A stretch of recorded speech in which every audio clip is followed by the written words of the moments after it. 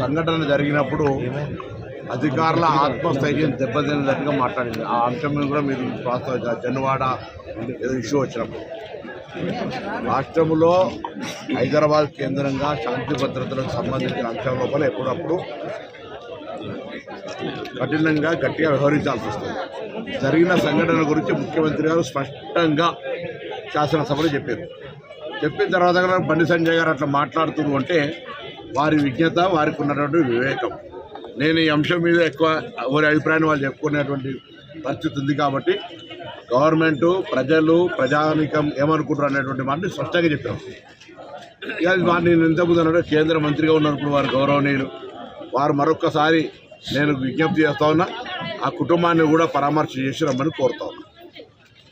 వారిని ఏ విధంగా చనిపోయినరు, మిగతా హాస్పిటల్ ఉన్నారు, ఆ పరిస్థితిని చూసొచ్చి అప్పుడు స్పందించమని నేను బండి సంజయ్ గారిని కోరుతాను. నేను అల్లు అర్జున్ ప్రశ్న పెట్టినా అదే దీనికి సంబంధించి ఏదైనా ఆల్రెడీ శాసనసభ వేదికగా గౌరవ ముఖ్యమంత్రి గారు ఇప్పుడున్నటువంటి జరిగినటువంటి అన్ని స్పష్టంగా చెప్పినారు.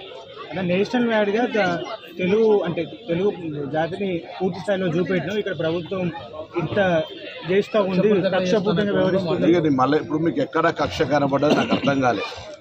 కక్ష ఎక్కడ కనబడ్డదో అర్థం కాలేదు. ఇలా కక్ష అనేటువంటి పదానికి అర్థం లేకుండా ఈ పదంలోకి తీసుకొస్తాం. అంటే రాష్ట్రంలో ఇప్పుడు ప్రధాన ప్రతిపక్షాలు బీజేపీ బీఆర్ఎస్ సినిమా ఇండస్ట్రీస్ మీద ఎక్కువ వాళ్ళు ఫోకస్ చేస్తున్నారు, మిగతా సమస్యలు ఏమని మీరు కరెక్ట్ మాట్లాడారు.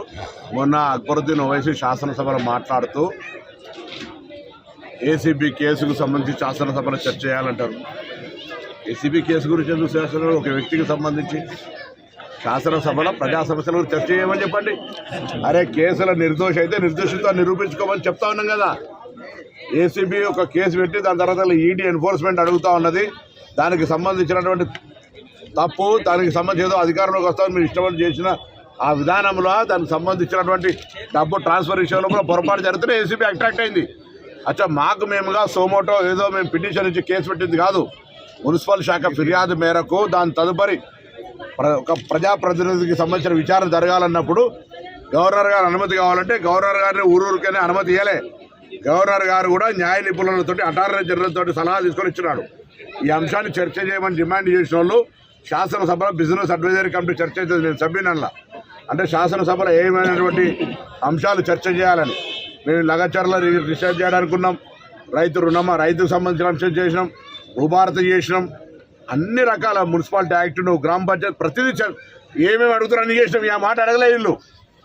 అప్పటికే ఏసీబీ కేసుకు సంబంధించినటువంటి కార్ రేస్ విషయంలో చర్చకు అడిగితే మాకేం నిన్న రోజులు అసెంబ్లీ రాత్రి ఒక్కోటి దాకా అసెంబ్లీ నడుస్తుంటే మాకేం చర్చ చేయడానికి ప్రజా సమస్యల మీద ఒక కుటుంబానికి సంబంధించిన అంశం మీద శాసనసభ చర్చా వేదిక కావద్దని చేయలే.